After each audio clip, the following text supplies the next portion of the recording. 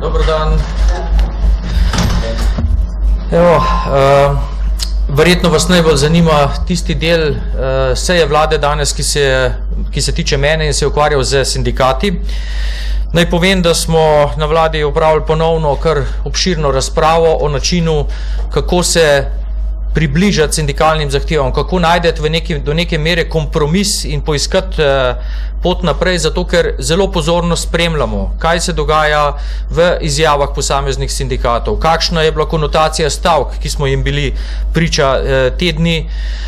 Zato smo se po temeljitem premisleku tudi na vladi odločili, da poizkusimo z drugačno obliko protipredloga, in sicer sem dobil mandat, da se pogajamo v okviru splošnega 1% dviga vrednosti plač, ob tem pa ostaja odprto tudi polje za pogajanja, ki pa mora biti ustvarjeno z uporabo tistih metod učinkovitosti javnega sektorja, ki dejansko omogočajo, da se morda plače zvišajo tudi kaj več. Poenostavljeno povedano, če so se sindikati pripravljeni pogovarjati tudi o večji učinkovitosti, o manjšem sistemu senioritetnih napredovanj, potem ustvarjamo dodatni prostor za neposreden dvig plač in za nagrajevanje tistih bolj uspešnih.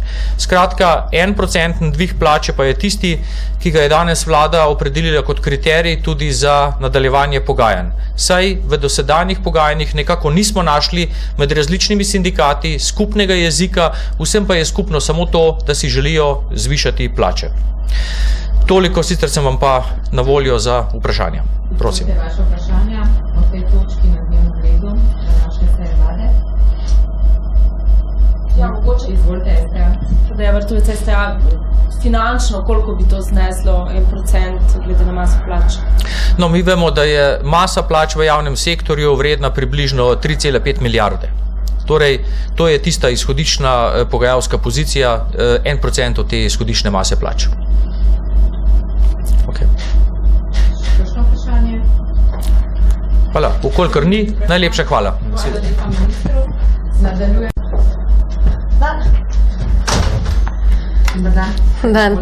Vlada je danes sprejela zakon o socialnem vključevanju invalidov, kar je izjemno pomembno, predvsem zaradi tega, ker s tem rešujemo eno zgodbo, ki se je vlekla iz leta 1983, ker namreč zakon, ki je do danes, ki velja do sprejetja tega, je zakon o družbenem varstvu duševno in telesno prizadetih, ki je bil sprejet leta 1983. Torej dejansko zaokrožujemo to skrb za invalide, za njihovo socialno vključevanje v družbe, poleg že sprejetih zakonom o slovenskem znakovnem jeziku, zakon o izenačevanju možnosti za invalide, je ta izjemno pomemben, ker naslavlja tiste najtežje kategorije invalidov, kjer ob skupini, ki jih je že do sedaj urejal, to so invalidi,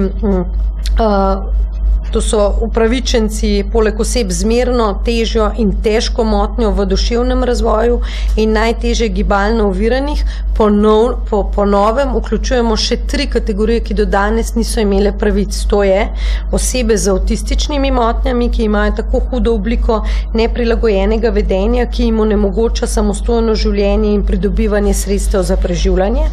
Druga so osebe z zmerno do hudo možgansko poškodbo ali okvaro in pa gluho-slepe osebe. Torej 3 kategorije širimo, kar se tiče upravičencev.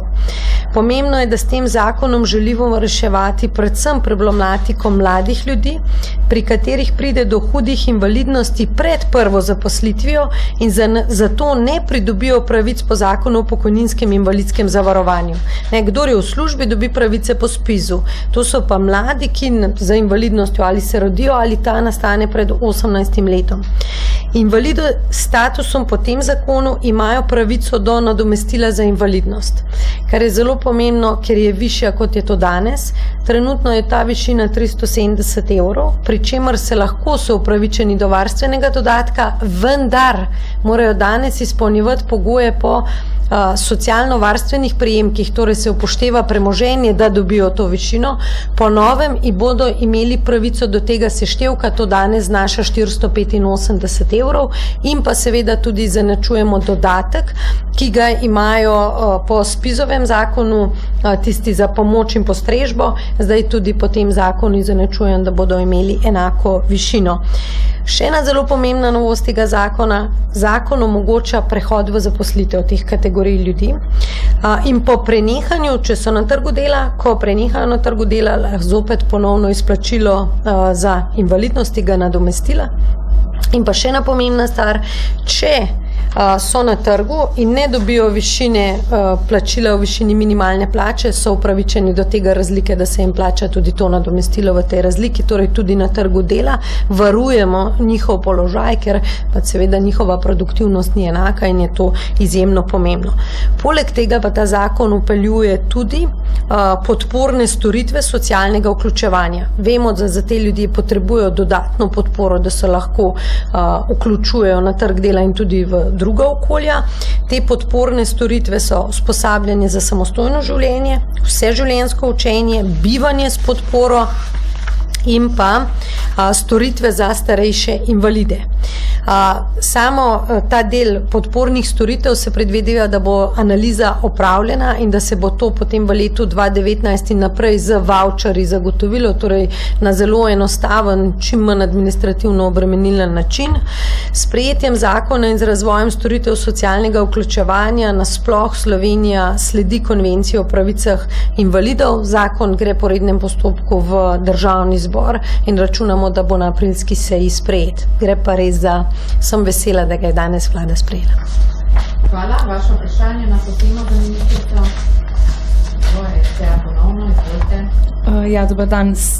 Ste kaj preverili že podporo v Državnem zboru? Ker zdaj pravite, če gre po rednem postopku, bo verjetno zelo natesno tudi šlo.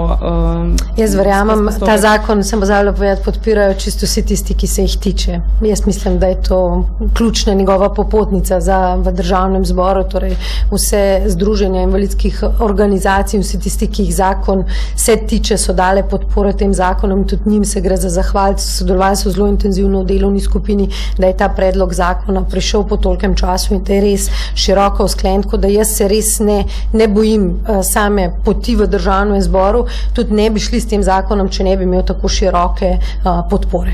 Nazadnje je bilo nekaj težav na vladi, danes ste bili enotni? Danes je vlada sprejela, tako da moram biti vesela, tako kot sem rekla, da smo pač nasprotovanja, ki so bila, zgladili in danes je vlada soglasno zakon sprejela.